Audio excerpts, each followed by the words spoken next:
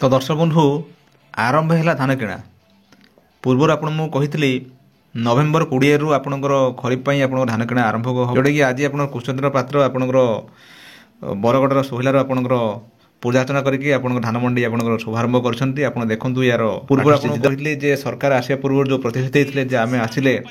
धान क्विंटाल 31 टका करूँ आपको यहाँ आरंभ कर जोटा 31 टकर आपणकर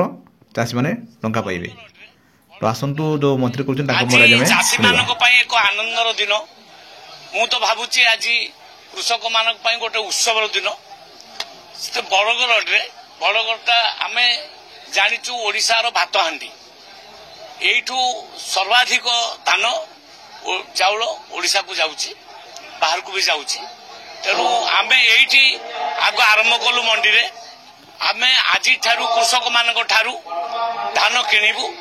3100 टंका पर क्विंटाल आम दबू से मंडीर शुभारंभ ये आज कली आज केवल बरगढ़ जिले में 3टा मंडी आज शुभारंभ करी काली ठारू अन्य जिला मानक स्टार्ट हम तेणु आज बड़ आनंदर दिन कृषक मान आम समस्त जे आम सरकार जो कथा देइथिला से कथा